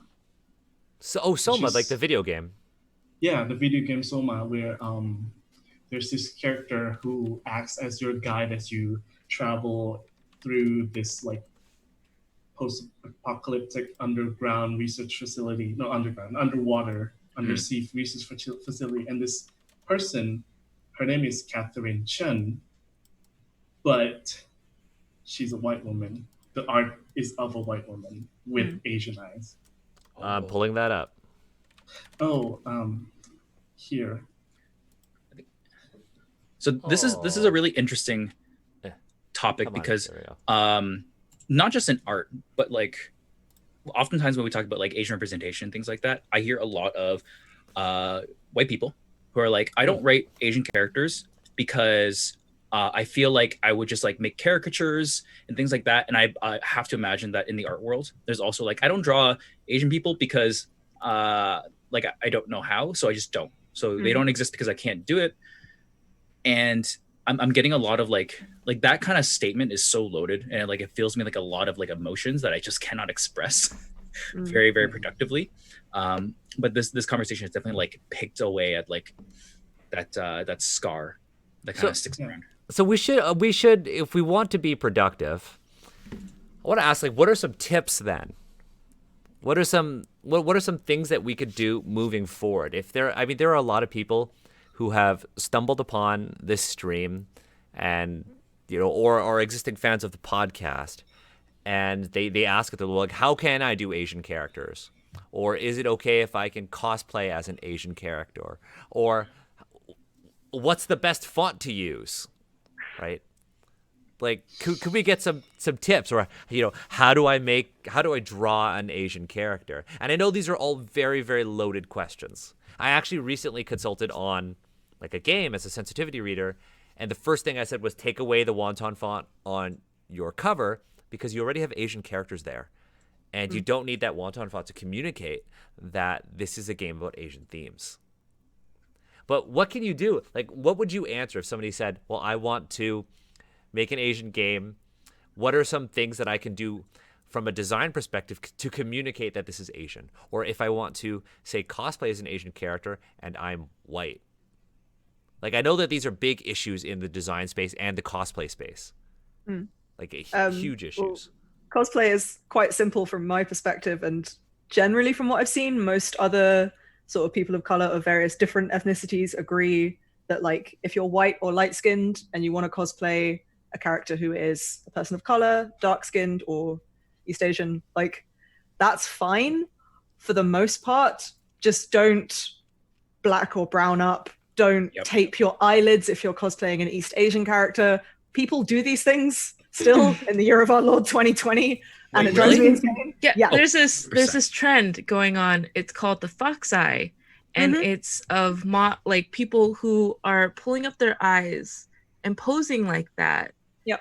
And like when they take a photo. Oh, when they like hold their Yeah. How do I? And I've seen examples like of this. cosplayers who've like taped their eyelids up and then hidden it under like a wig or something to make themselves look more East Asian. I've seen a lot of people painting their skin brown to cosplay like a black character or a brown character. Just don't do that shit. Just cosplay the character. It's fine. No one will accuse you of whitewashing when you're cosplaying. Like there are particular circumstances where I might say like maybe think about why you need to be the one who cosplays this character specifically. Like there are so many white characters in comparison to say like Middle Eastern or South Asian characters. Like I'm lighter skinned than Miss Marvel, but I'm like mixed race Pakistani. I still cosplay her, but I would never darken my skin to cosplay her ever. So like just still cosplay the character, maybe consider if it's a character that's maybe like based on a real person or from a story that has particular meaning to that community, maybe consider why you really want to cosplay this character and if it's the best idea. But generally, broadly speaking, like just do it, but don't do offensive shit. And then when it comes to art, I would say practice drawing different faces, like from life or from photographs to get like a breadth of ability at drawing different faces. But maybe you guys have some other opinions on that. Well, I can add on the art angle. The general problem that I see most people have is that they have one template that they use for all faces. And that template is like their canvas for putting different types of features. And this might be like when most of the time, due to just the availability of resources such as tutorials and lessons out there being based completely on white faces. This makes most people who start using those tutorials have the template of a white person's face for all their characters. And this can be fine if you're only drawing white characters, but why do you only draw white characters? There's so many different types of people out there that you can draw. There's so many different types of faces that you can explore. And my tip is just don't have one base that you use. You have to deconstruct your construction method for the face. Like if you just if you stop doing the little old like circle and line thing that is like very common for people to use, you might be able to find a different method to draw a certain other type of face. For example, my face, it's wider in the middle. If you use the circle with the little thing like that, you're not gonna draw my face. It's gonna be wrong. I'm just saying. And it's the same for any type of face. If you use the same base for every face, you're gonna end up with a lot of mistakes, and that comes from your construction, not necessarily from your intent. Right. But I'd also like to add that when you're like drawing from a photo, don't choose like K-pop stars. Oh yes. Because like you know, they're trying to appeal to not only to the mass, but to like Western like ideology of what beauty is, and like that one lady in the art, she looks like a K-pop star. Like you can't really tell if she's actually Asian or not, but like not to say that they're not, you know, attractive in their own way, but just only, you know, practicing with that kind of face is harmful as well.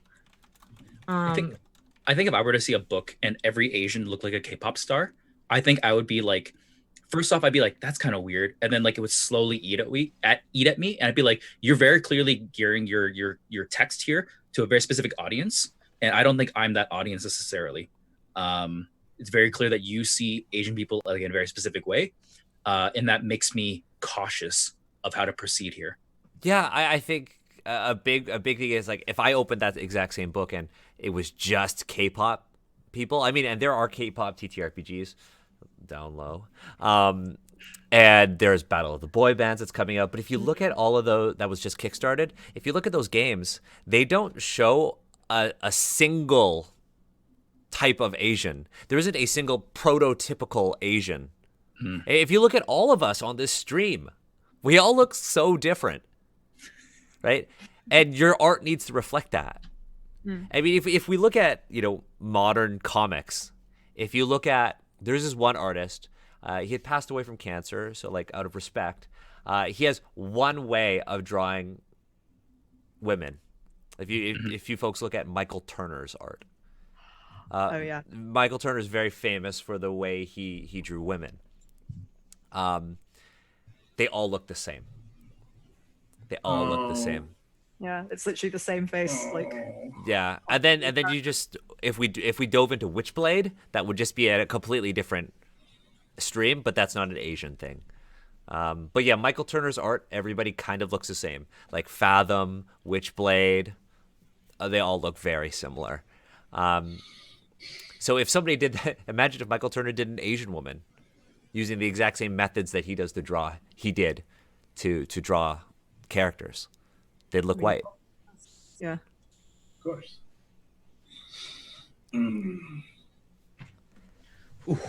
Yeah. Talking about font. And yes, typography. That's the last one. All right. So if you, Kiana saw the. Yeah, I fan told art. Kiana to come in. I was like, Kiana, I've been messaging Kiana. I was like, Kiana, get into the stream now. Surprise.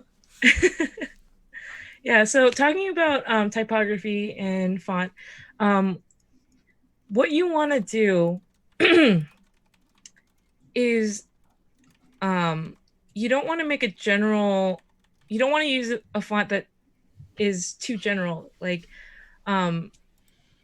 if you're trying to mimic a certain language or a certain, style, you need to actually go and mimic that style. You can't just like put a Chinese font with Korean, like if you took the Korean language and like Korean and Chinese, like they're two very different styles. Like I would not just place that like Chinese style on a Korean like game. So like if someone says like I want this Asian thing, you have to get a description, and it has to be like of a certain like country. And if you're trying to work on a project that covers like Southeast Asia and like Middle East and like everywhere, you have to put it like take into consideration that you can't just use like a Chinese font to cover the entire It can't represent everybody. Yeah. A Yeah. single like if fonts say things. But I mean, even as a designer, if you were to do a Pan-Asian setting but you segmented it, would it even be good to use different fonts? Like I feel like no. No, we can't do that. You can't do that. You just can't.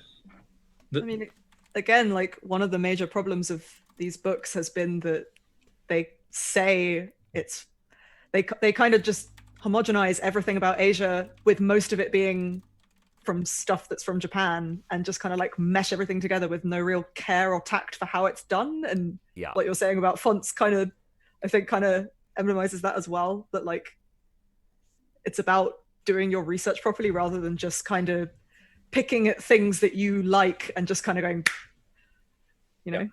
Smash. It's an omelet. yeah. I mean, the font doesn't even need to be emblematic of the Asian theme, because if your content is right and your art is right, you already have that. You don't need to have this Asian font. But that being said, we are running out of time. This has been like an amazing Saturday morning, Saturday evening, midday Saturday, or really early stream. I want to thank everyone for tuning in, because I know there are people from the West Coast who tuned in and got up really early to watch this. I know that Nadim, it is like late where you are. It is 11 p.m. where you are, and Iza, I don't know what time it is where you. It's kind 5 of p.m. 5 p.m. where you are right now. All right. And Lemmy, you're like an hour behind or 2 hours behind? Like 3. 9 a.m. right now. 9 a.m. 3 hours Oh, behind. wow. So thank you, Lemmy, for getting up early for this as well. Where can everybody find you on the internet? Let's start with the top, because our overlay changed. I changed it in the middle. Let's start with Nadim. Nadim, where can people find you online? Are you open for being hired to do art? Are your commissions open? That sort of stuff. Okay. You can find me on Twitter at natumgo, and I also have an art station where I put like the more refined stuff that I have. And I think I have all the links in my pinned messages. And yes, I am very much open for work, and I have stuff that is happening for for June. So after that, I'm very open for commissions, for if you're developing a game, or if you're making a supplement for something, do commission me. I make good art, and you saw the art in the middle of the stream, and you can find more. What else? I also make homebrew stuff for D&D 5e. I've only got one so far, and it's super cool. It's on my. Well, I think you might have not seen the one that I posted on Itch. I haven't seen that one. But yeah, I have one that's already published on Itch. If you want to check that out, my Itch is also Natum Go. Sweet. That's it for me. In the overlay, let's go to Lemmy. You can find me online at Lemon and Honey Co. on Twitter. I make dice, and recently came out with a collaboration with Heartbeat Dice that has been that we didn't make, but we collaborated together. Portion of the profits go to the Trevor Project. So if it has I have dice everywhere. It has you have the I still love that photo of your dice collection that you tweeted. Oh my God. It's so much bigger than what it used to be. I have like over 200 sets. So that's 200 sets of at least 7 dice.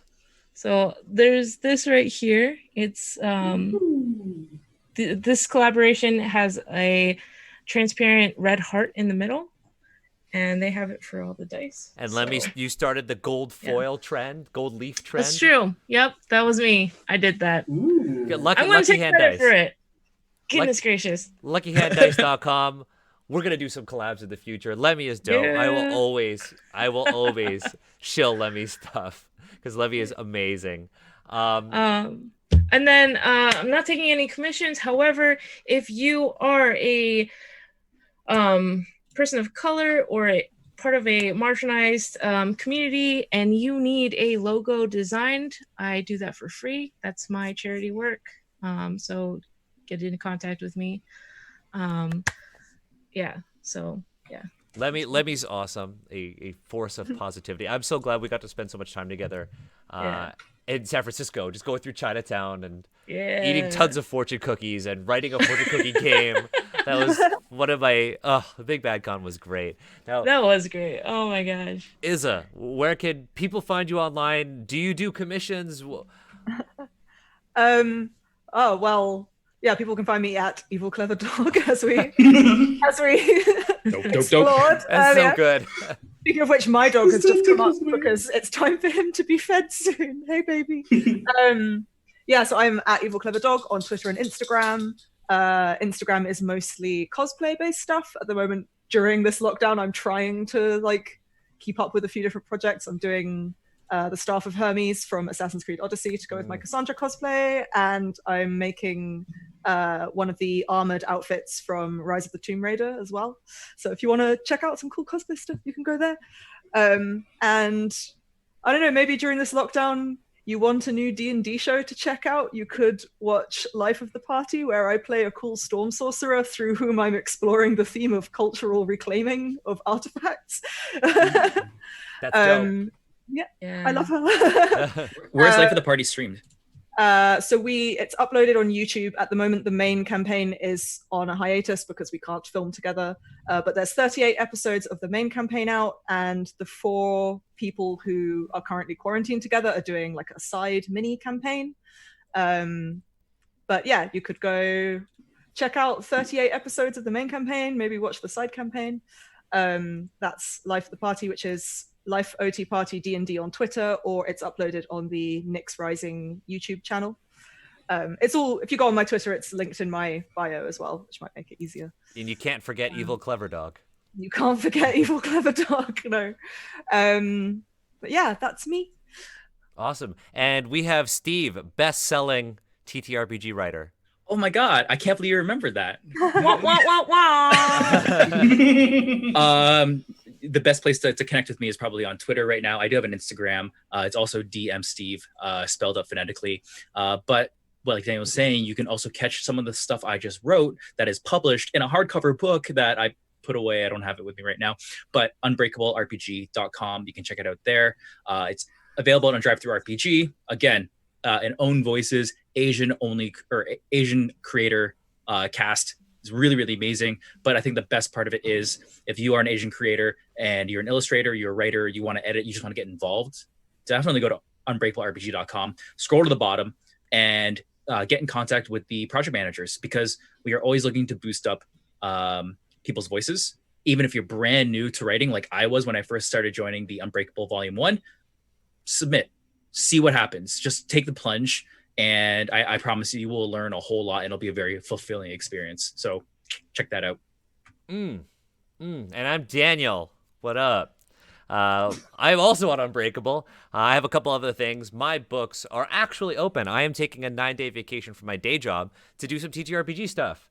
I do sensitivity reads. I've written for Wizards of the Coast. Done a lot of other stuff. Darker Hue Studios. What else? Game and a Crate. All sorts of cool stuff. You can find me on Twitter at Daniel H. Kwan. You can see my portfolio at danielhkwan.com. And yeah, Asians Represent is also like Life of the Party on hiatus because we also record together. We have a podcast. If you are new to the Asians Represent brand and you come here just because of the stream, we actually started as a podcast. We've been doing this for about 2 years. And so the issues that we talk about on our podcast, Orientalism. We talk about, we actually did a whole episode on K-pop, if that's what you're interested in, because we talked about it here. We have a podcast. There are like well over 30 episodes of that. And we have a D&D actual play series called Dungeons and Asians. Steve is a cast member.